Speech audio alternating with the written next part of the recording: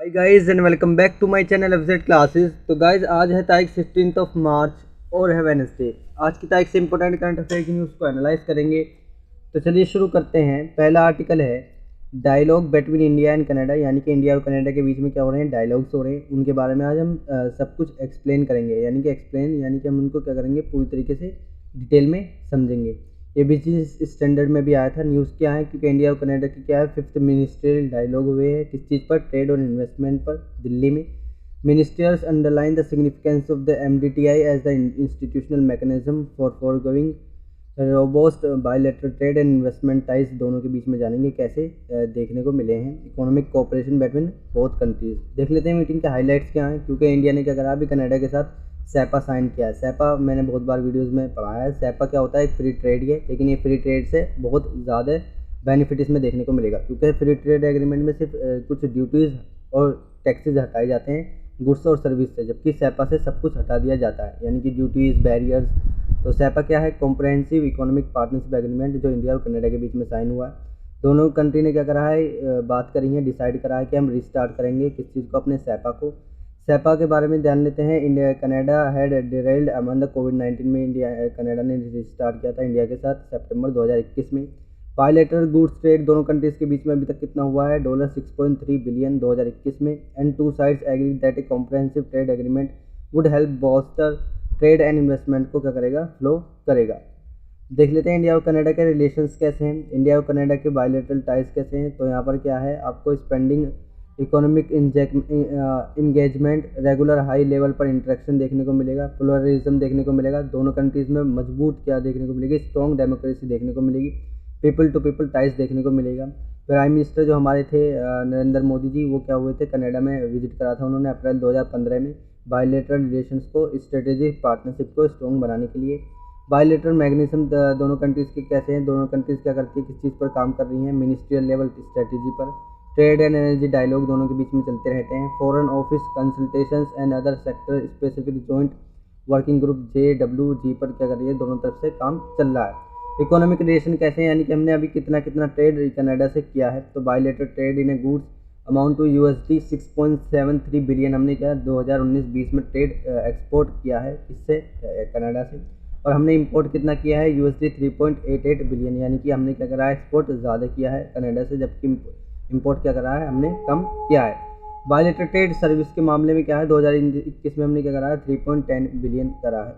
Major items जो Indian exports में India ने एक्सपोर्ट किए हैं, उसमें क्या क्या है, stones, pharmaceuticals product, readymade garments, precious jewellery, juice, mechanicals applications, organic chemicals, light engineering, roads, goods, iron and steel articles हमने क्या कर रहे हैं, एक्सपोर्ट करें।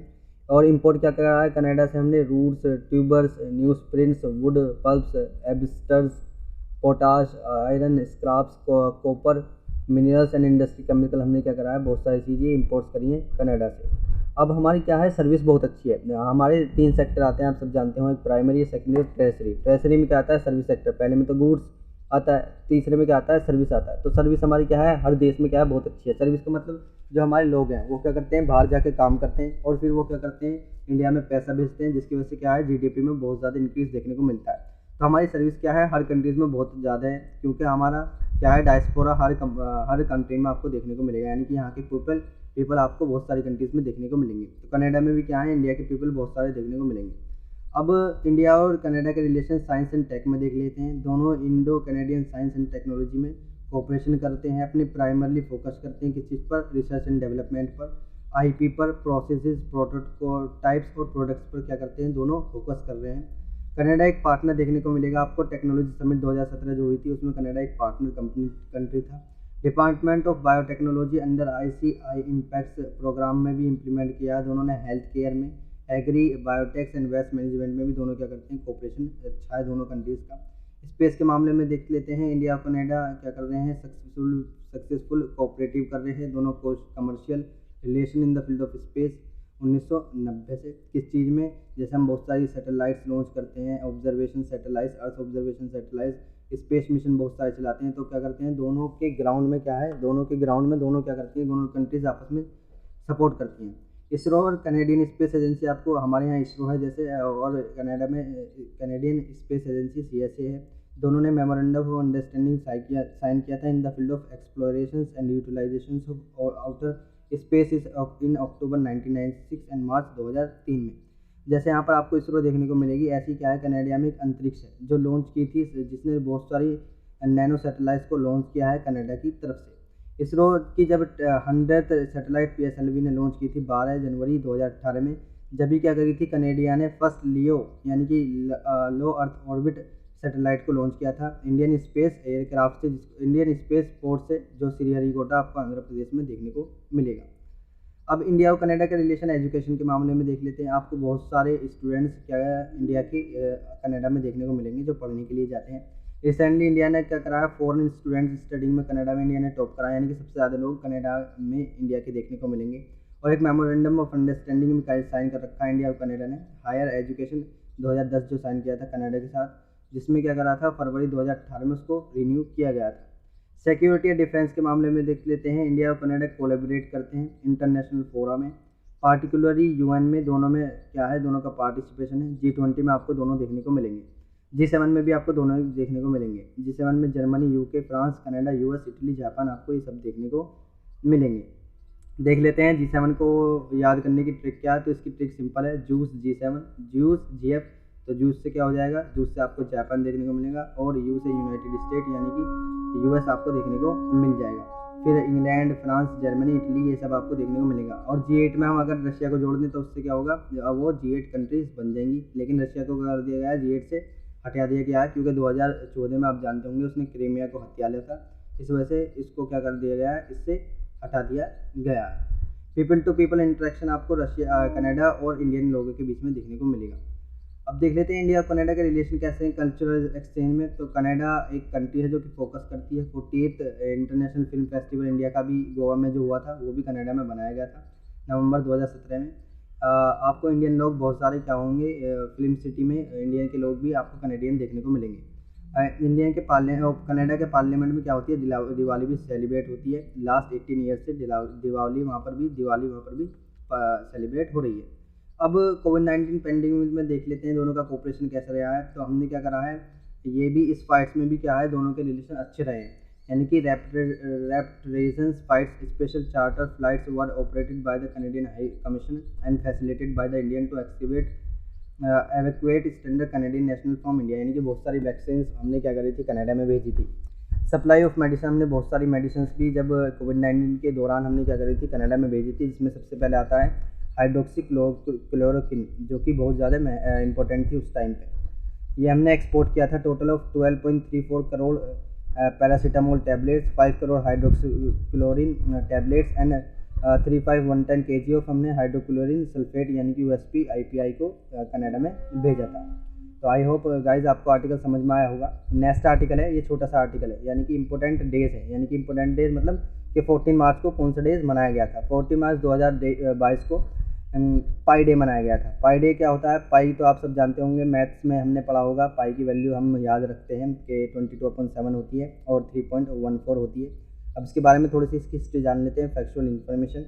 पाई डे सेलिब्रेट करते हैं हर साल 14 मार्च को। ये डे एक कॉममेमोरेट्स ए वेरी स्पेशल नंबर है, आप जानते होंगे पाई एक वेरी स्पेशल नंबर है जो सेलिब्रेट किया जाता है। Birthday of great scientist Albert Einstein की याद में उसको सेलिब्रेट किया जाता है।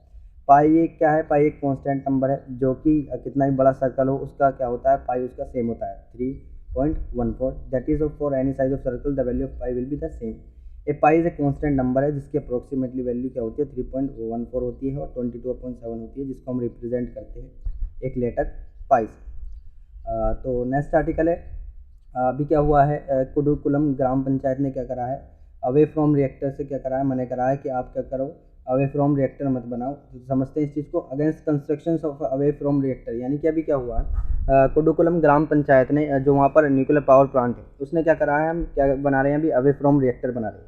तो कुडुकुलम ग्राम पंचायत ने उसका विरोध किया है, उसको लेकर कहा है कि आप क्या करो, अवे फ्रॉम रिएक्टर मत बनाओ। अब देख लेते हैं इससे क्या क्या परेशानी हुई है, इन्होंने क्यों मना करा है। तो द हिंदू में भी आया था, कुडुकुलम विलेज पंचायत अडोप्ट रिजोल्यूशन, उन्होंने AFR की फैसिलिटी के एजेंट्स क्या लिया है, रिजोल्यूशन उठाया। न्यूज़ में क्यों है, क्योंकि कुडुकुलम विलेज पंचायत ने पास किया है एक resolution against the construction of away from reactor facility at the Kudankulam nuclear power project site for storing nuclear waste. क्योंकि वो गैस क्या कर रहे थे, जैसे न्यूक्लियर पावर प्लांट है, जो उसका वेस्ट होता है वो क्या होता है, थोड़ा सा उससे दूर रखा जाता है। तो अवे फ्रॉम रिएक्टर वही है कि रिएक्टर से थोड़ा सा वेस्ट उसका दूर रखना। तो कुडुकुलम विलेज की पंचायत ये कह रही है कि उससे क्या होंगे, बहुत ज़्यादा वो न्यूक्लियर वेस्ट में रखा जाएगा, जिसकी वजह से बहुत ज़्यादा रेडिएशन निकलेंगी, जिसकी वजह से क्या होगी, उन्हें बहुत ज़्यादा परेशानी होगी। इसलिए क्या करा है कुडुकुलम विलेज पंचायत ने, इसके लिए क्या करा है, एक रेजोल्यूशन को अगेंस्ट AFR के अगेंस्ट उठाया। The village panchayat is of the view that the AFR site would lead to radioactive pollution होगा, उससे स्पॉइल होगा वहाँ का ग्राउंड वाटर, जो कि ड्रिंकिंग वाटर और एग्रीगेशन के लिए यूज़ होता है। इसलिए क्या करा है, इसके अगेंस्ट में रेजोल्यूशन लाए। अब देख सकते हैं ये आपको इंडिया महान भारत देखने को मिलेगा, साउथ में आपको तमिलनाडु देखने को मिलेगा। और तमिलनाडु को अगर जूम करके हम देखें तो आपको सबसे नीचे क्या कुडुकुलम न्यूक्लियर पावर प्लांट देखने को मिलेगा। अब AFR साइट क्या होती है, जैसे मैंने बताया कि स्टोरेज करने के लिए, यानी कि स्पेंट जो फ्यूल बच जाता है, यानी कि न्यूक्लियर रिएक्टर में जो बहुत गर्म, यानी कि बहुत, क्योंकि न्यूक्लियर रिएक्टर भी क्या होते हैं, बहुत गर्म होते हैं, न्यूक्लियर पावर प्लांट भी बहुत गर्म होते हैं, इसलिए क्या करते हैं हम उनको कोस्टल एरियाज पर लगाते हैं, जिसकी वजह से वो भी जो उनका वेस्ट बचे उसको हम क्या करें, नदी के पानी में रख सकें। तो उससे क्या होती है, उन्हें एक स्पेस मिल जाती है। तो स्पेंट फ्यूल वो फ्यूल होता है जो बचा हुआ फ्यूल होता है, यानी कि जो काम में आए हुए फ्यूल से बचा हुआ फ्यूल होता है, उसको स्पेंट फ्यूल बोलते हैं। उसको हम अवे फ्रॉम रिएक्टर की साइड में रखते हैं। तो एक न्यूक्लियर पावर प्लांट है टू फोल्ड की तरह, तो ये आपको टू फोल्ड की तरह देखने को मिलेगा। उसमें हम स्पॉन्ट फ्यूल रखेंगे, यानी कि एक पोल सा बना देंगे हम, यानी कि एक पूल सा बना देंगे जिसमें हम स्पेंट फ्यूल रखेंगे, जो कि वेस्ट फ्यूल है, जिससे लेकिन बहुत सारे रेडियो एक्टिव गैसेज पॉल्यूशन निकलेगा। जो इसलिए क्या कर रहे हैं, विलेज पंचायत ने इसके लिए एक रिजोल्यूशन उठाया है। One facility is located with in the reactor, लेकिन हम दो तरीके से इसको स्टोर कर सकते हैं। एक तो रिएक्टर में ही जगह होती है, उसमें एक पूल सा बनाए, और उसमें क्या करें, इसको रिएक्टर को जो यहाँ का स्पेंट फ्यूल है उसको स्टोरेज कर सके। और दूसरा अवे फ्रॉम रिएक्टर, तो another is located away from the reactor, वही है। AFR साइट लिमिटेड कैपेसिटी होती है इनमें। Immediate storage of the spent fuel remove from the reactor during the refilling, आपको कुछ ऐसा देखने को मिलेगा। ये बहुत गर्म होता है, कम से कम इसको सालों लग जाते हैं ठंडे होने में, इसलिए इसको क्या रखा है, दूर रखा जाता है, जिससे क्या हो, परेशानी ना हो। इमीडिएट, लेकिन इसको क्या करता है, जैसे न्यूक्लियर रिएक्टर में फ्यूल यूज़ हुआ और जो बचा हुआ फ्यूल है उसको इमीडिएट, यानी कि तुरंत क्या कर दिया जाता है, स्पेंट फ्यूल में रख दिया जाता है, AFR साइट में रख दिया जाता है। The fuel remains in the pool initially for a few years for it to be cooled sufficiently before it is shifted to a facility, यानी कि जो अगर इसे फैसिलिटीज़ में उतारना है तो इसको सबसे पहले बहुत साल लगेंगे कूल करने के लिए। गवर्नमेंट क्या कह रही है इस चीज़ को लेकर, गवर्नमेंट ने क्या है कि AFR को बनने दिया जाए। Facility of at Kudankulam nuclear power plant reactor 1 and 2 is for storage for of spent fuel only and not for storage of nuclear waste as pursued by few, यानी कि गवर्नमेंट ने कहा है कि इसको बने दिया जाए। इसमें क्या होंगे, बहुत ज़्यादा रेडियो एक्टिव आपको देखने को नहीं मिलेंगे। The design ensure that there would not be any adverse impact of facility, design कुछ ऐसा बनाया जाएगा जिससे इम्पैक्ट नहीं पड़ेगा फैसिलिटीज़ पर। The personnel, the public and the environment पर। The radiation dose on an account of an AFR to public would be negligible, government ने कहा है कि इससे जो रेडियो एक्टिव गैसेज निकलती हैं वो क्या होंगी, बिल्कुल नेग्लिजिबल होंगी, उसमें कोई भी ज़्यादा नुकसान नहीं होगा इन्वायरमेंट को।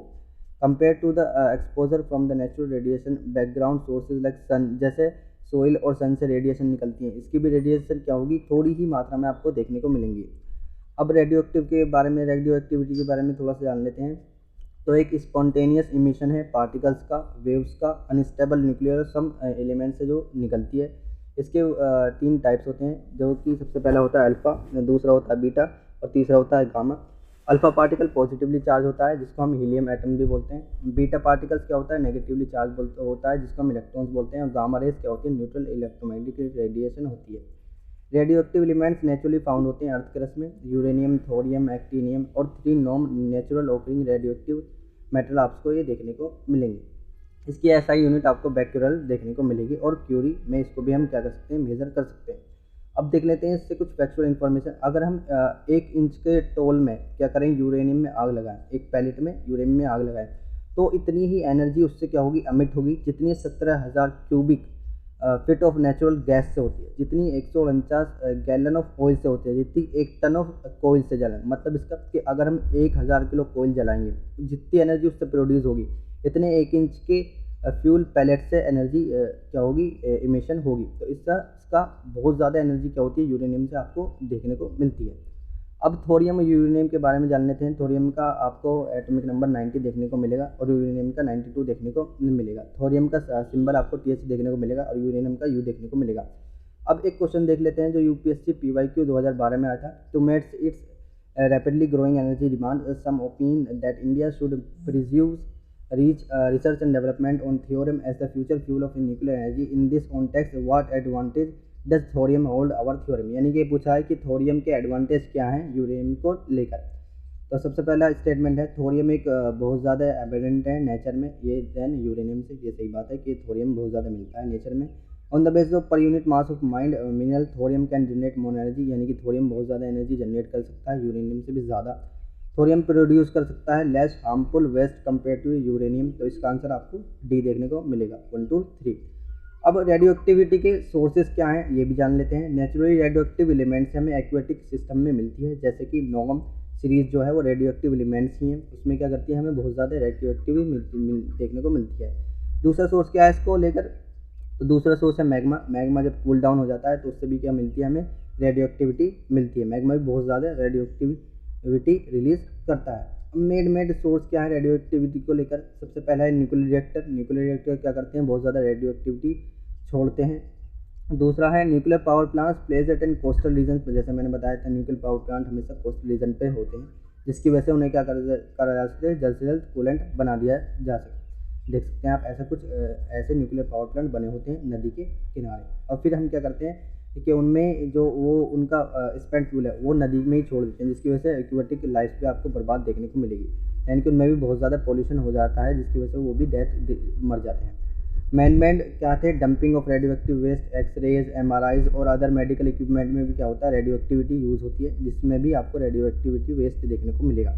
माइनिंग जब करते हैं रेडियो एक्टिव एलिमेंट की, तो यूरेनियम, थोरियम ये सब पोल्यूट करते हैं सरफेस को और ग्राउंड वाटर को। न्यूक्लियर एक्सीडेंट बहुत ज़्यादा हो जाते हैं, जैसे कि चेरनोबिल डिजास्टर, फुकुशिमा आपको जापान में देखने को मिलेगा। ये बहुत सारे न्यूक्लियर एक्सीडेंट हो जाते हैं न्यूक्लियर पावर प्लांट्स की वजह से। Rocky Flats plant, Colorado, Fukushima's and Chernobyl nuclear disaster, जैसे मैंने बताया बहुत सारे एग्जाम्पल हैं जो बहुत सारे एक्सीडेंट हो जाते हैं। अब रेडियो एक्टिविटी के नुकसान, आपको ऐसे कुछ भयानक नुकसान देखने को मिलेंगे, ऐसे पैचेस से आ जाते हैं, ये बहुत भयानक आपको देखने को मिलेंगे। अब हेल्थ पर कैसे इफेक्ट ऑन हेल्थ, यानी कि हेल्थ पर क्या इफेक्ट डालता है, रेडिएशन सिंड्रोम क्या क्या है, फूड स्टफ हो जाता है, हेल्थ रिस्क आपको देखने को मिलेगी रेडिएशन के एब्जॉर्ब करने की वजह से। High doses of radiation can cause acute radiation syndrome और थर्मल रेडिएशन इंजरी, आपको ये सब देखने को मिल जाएंगी। डिसऑर्डर्स इन ह्यूमन फिजियोलॉजिकल क्या क्या हो सकता है, इसकी वजह से वेरियस डिसऑर्डर्स हो सकते हैं ह्यूमन फिजियोलॉजी में, इंक्लूडिंग कैंसर हो सकता है, leukaemia, genetics mutations, cataract ETC आपको बहुत सारे देखने को मिलेंगे। अब एक लास्ट में क्वेश्चन देख लेते हैं जो UPSC PYQ 2009 में आया था। Which among the following has the world's largest reserves of uranium का, आपको कौन सी कंट्री है जिसमें सबसे ज़्यादा रिजर्व्स देखने को मिलेगा, तो इसका आंसर है ऑस्ट्रेलिया, ये है 2009 का। अब 2022 में, ये 21-22 में आप बता सकते हैं कि कौन सी कंट्री है जिसमें आपको सबसे ज़्यादा यूरेनियम रिजर्व्स देखने को मिलेगा। तो गाइज आई होप आपको सारे आर्टिकल समझ में आए होंगे। वीडियो अच्छे लगे तो वीडियो को लाइक करें, चैनल को सब्सक्राइब करें। मिलते हैं अगली वीडियो में, तब तक के लिए थैंक यू, जय हिंद एंड नेवर